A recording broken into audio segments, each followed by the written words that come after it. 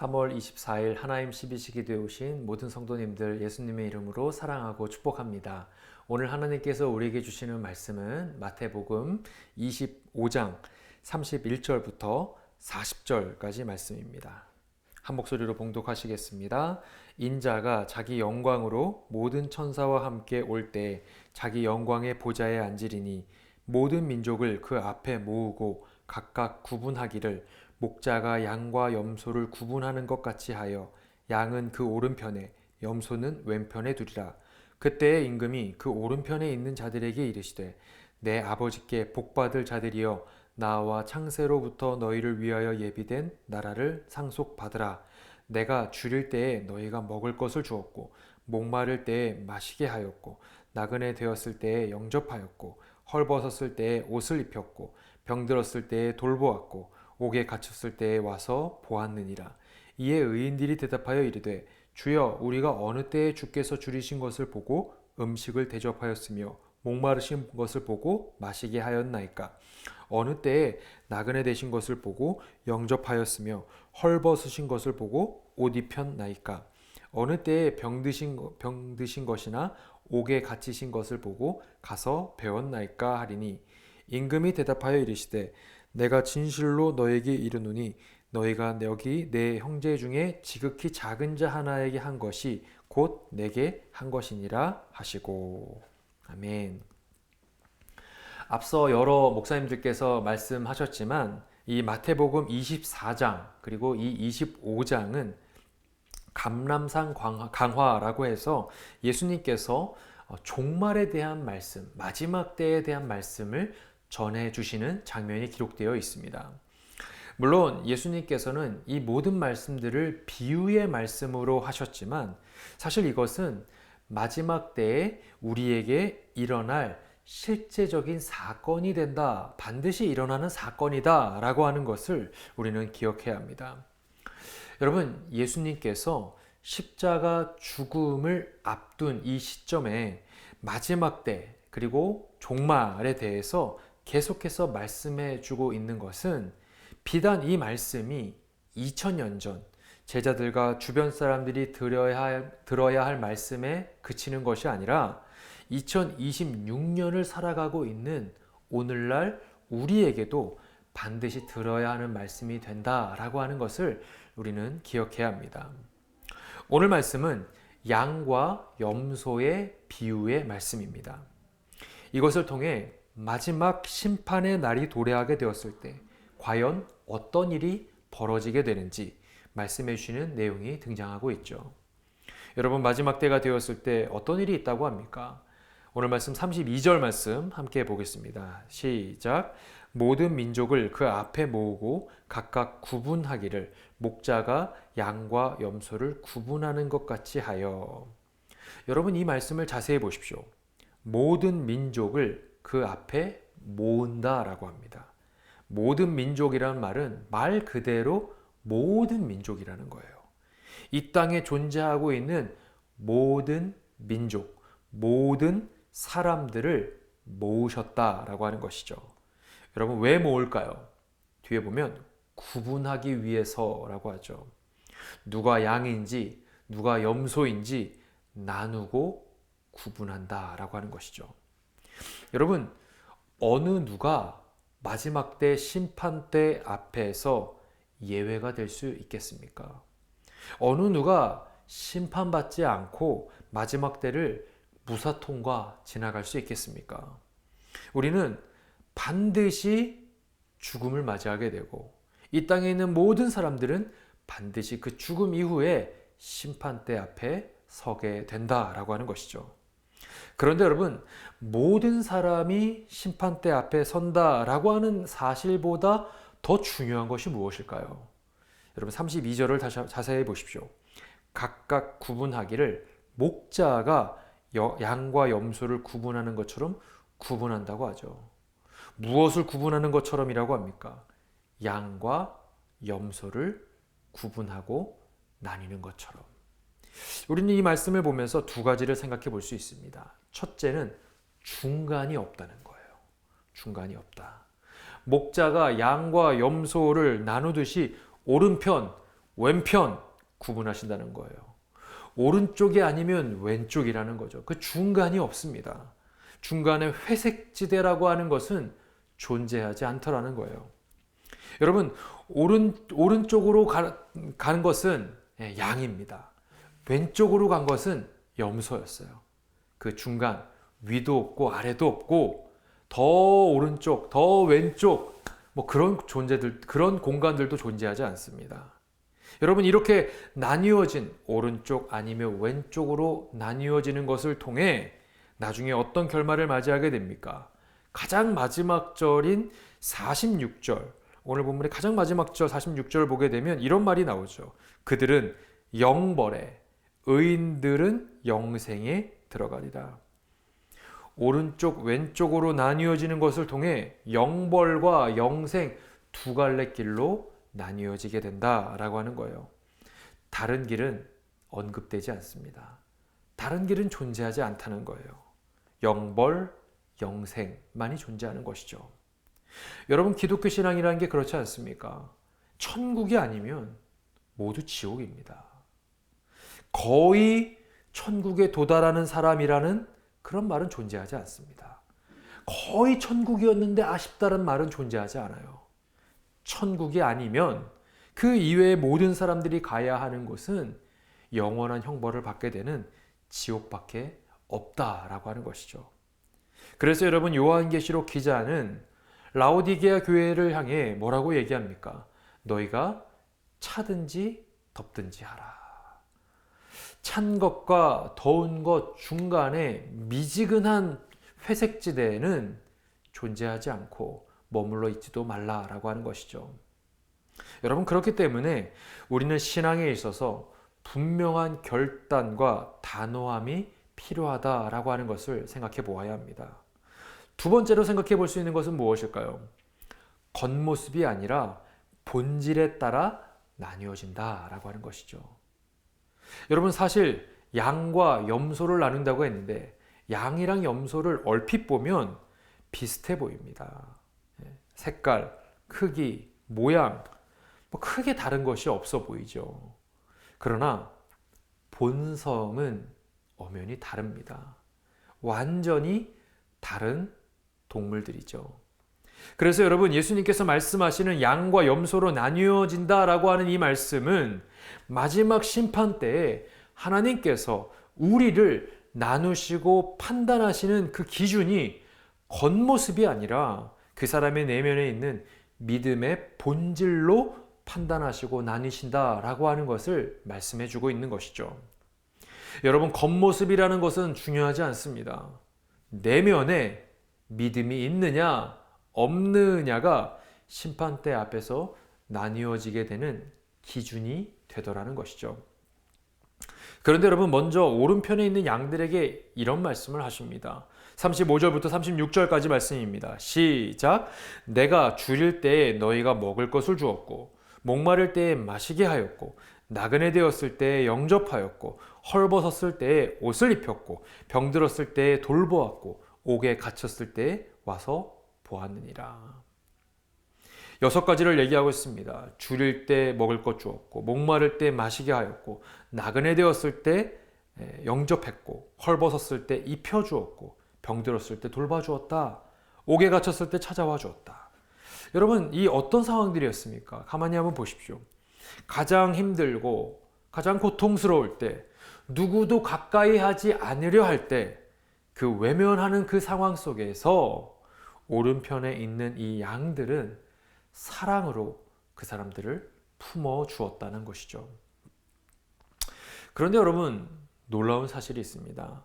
이들은 이런 베푸는 사랑, 이렇게 섬겨 주었던 이 사랑을 의식적으로 한 게 아니었다라고 하는 것입니다.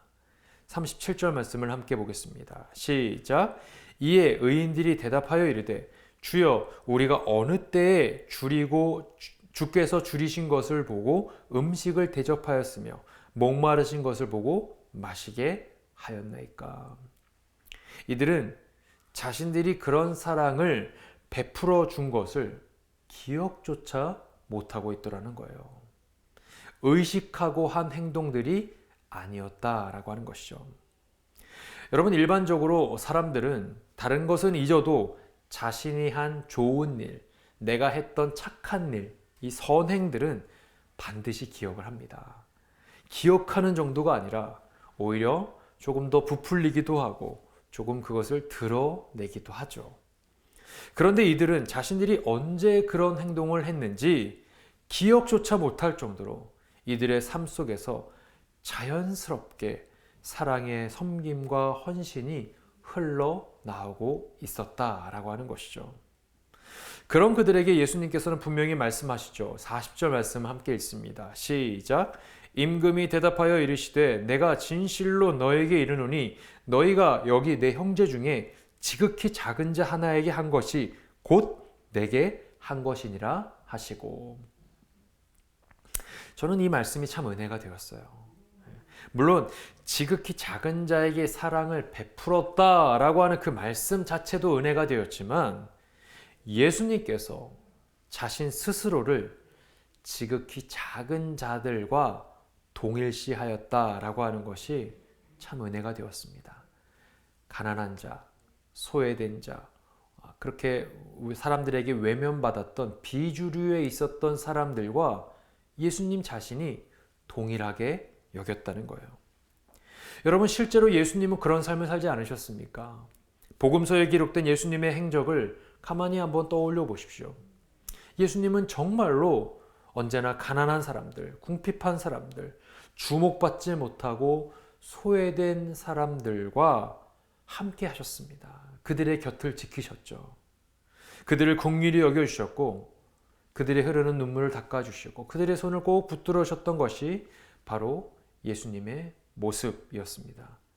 그런데 오늘 40절 말씀에서 예수님은 그런 어렵고 소외된 이웃들과 그저 함께 하셨다 그 정도가 아니라 이제는 그들과 자신을 동일시하시며 지극히 작은 자들에게 한 것이 곧 내게 한 것이다 라고 말씀하고 계시더라는 거예요.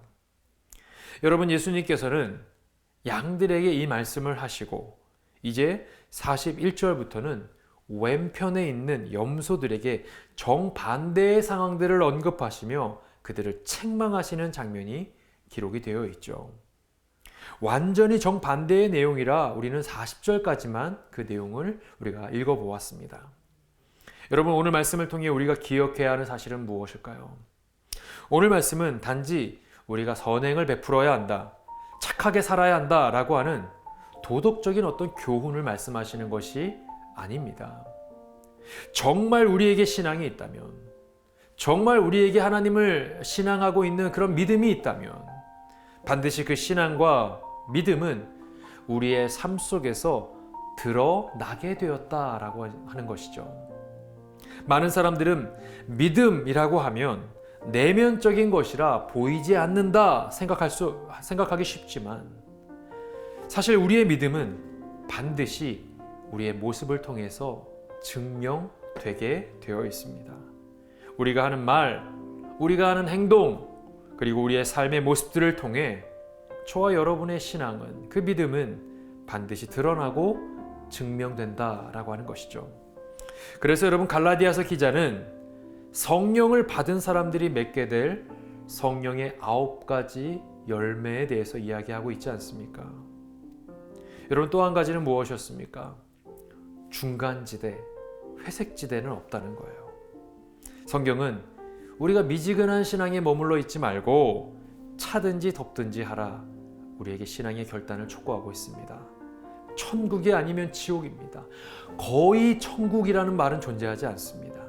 천국이 아니면 다 지옥인 거예요. 믿음이 아니면 모두 다 불신앙입니다. 거의 믿었다는 말은 존재하지 않는다는 것이죠. 우리는 그런 신앙적 선택과 결단이 필요하다는 말씀을 함께 나누었습니다. 오늘도 오늘 말씀 기억하시면서 정말 하나님께서 기뻐하시는 인생, 믿음의 선택과 결단의 삶을 살아가시는 저와 여러분 되시기를 간절히 소망합니다. 우리 함께 기도하시겠습니다. 우리 오늘 주신 말씀 기억하시면서 기도합니다. 기독교 신앙에는 중간지대가 없다는 말씀을 기억합니다. 차든지 덥든지 하라, 천국과 지옥의 양극단에서 우리가 그 중간지대는 존재하지 않다는 것 기억하고 믿음의 결단, 신앙의 결단할 수 있는 우리가 되게 하여 주시옵소서. 또 우리의 믿음이 눈으로 보이지 않는다고 해서 확인할 수 없고 알 수 없는 것이 아니라 우리의 말, 우리의 행실로 우리의 삶 속에서 우리의 믿음이 증명된다라고 하는 것을 기억하고 우리의 일상의 삶 속에서 사랑을 흘려보내고 우리의 믿음과 신앙을 흘려보낼 수 있는 우리 모두가 되게 하여 주시옵소서. 오늘 말씀 기억하시면서 함께 기도하시겠습니다. 사랑이 많으신 하나님 아버지, 하나님, 우리의 신앙 속에서 중간지대가 없다는 것을 다시 한번 생각해 봅니다. 하나님, 차든지 덥든지 하라, 천국과 지옥의 그 양극단에서 우리가 선택할 수 있는, 결단할 수 있는 우리의 신앙 되게 하여 주시옵소서. 하나님, 우리가 언제나 옳은 길, 정말 하나님께서 기뻐하시는 선택을 향하여 믿음의 결단을 하고 달려갈 수 있는 우리 모두가 되게 하여 주시옵소서. 하나님, 우리의 믿음이 눈으로 보이지 않는다고 해서 증명되는 것이 아니라고 했습니다. 하나님, 우리의 말, 우리의 행실을 통해서 성령의 9가지 열매들을 통해서 우리의 믿음과 우리의 신앙이 언제나 드러나고 증명되어지는 것을 다시 한번 생각해 봅니다. 하나님, 우리의 삶 속에서, 우리의 일상 속에서 나의 말과 행실을 통해 신앙이 증명되어지고 드러나는 것을 경험할 수 있는 우리 모두가 되게 하여 주시옵소서. 우리 이 시간 함께 우리 교회를 위해서 기도합니다. 우리 새누리교회를 위해서 기도할 때 특별히 비전센터를 놓고 기도합니다. 하나님, 다음 세대를 위한 공간입니다. 우리의 자녀들, 우리의 다음 세대들이 이 비전센터를 통해서 하나님을 뜨겁게 만날 수 있는 귀한 시간 되게 하여 주옵시고, 특별히 지금 120일간의 컨텐전시 기간이 지나가고 있습니다. 이 기간 동안 진행되어야 되는 모든 행정적인 절차들 하나님의 은혜 가운데 하나하나 진행되게 하여 주옵시고, 순적하게 모든 일들이 합력하여 선을 이룰 수 있도록 주님 은혜를 베풀어 주시옵소서. 하나님, 우리 새누리교회 많은 사역들이 진행 중에 있습니다. 하나님, 단기 선교팀들이 준비 모임을 갖기 시작하였고, 또 굿뉴스와 리빙워러 사역들, 계속해서 복음을 전하는 사역들 감당하고 있습니다. 로망스 사역도 진행되고 있고, 또 여러 가지 제자 훈련들, 기노스코 계속해서 진행 중에 있습니다. 하나님, 또한 수요 여성 예배가 정말 예배드림이 기쁨됩니다라고 하는 주제로 계속해서 진행 중에 있습니다.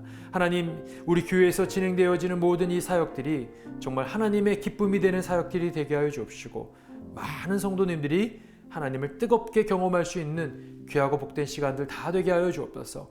우리 교회에 세우신 리더십들이 있습니다. 성령 하나님께서 한 영혼도, 우리 모든 리더십들, 담임 목사님, 부교육자들, 평신도 리더십들이 한 마음으로 주님 앞에 엎드리는 시간들 되게 하여 주옵시고, 정말 하나님의 뜻을 구하며 나아갈 수 있는 우리 교회 리더십들 다 되게 하여 주옵소서. 특별히 유럽 종교개혁 순례가 지금 진행 중에 있습니다. 담임 목사님 비롯한 36명의 순례 팀원들, 한 사람 한 사람 한 영혼도 낙오하지 않고 상처받거나 또 어려움 당하지 않고 정말 그 모든 시간들을 통하여 하나님의 깊은 은혜를 경험할 수 있는 귀하고 복된 시간 되게 하여 주시옵소서. 우리 새누리교회 모든 사역들을 주님께 올려드리며 우리 시간 함께 기도하겠습니다. 사랑이 많으신 하나님 아버지, 하나님, 우리 새누리교회를 주님께 올려드리며 이 시간 기도하며 나아갑니다. 특별히 비전센터를 하나님 우리에게 허락하여 주시고 하나님 기도할 수 있는 은혜 주심에 감사드립니다.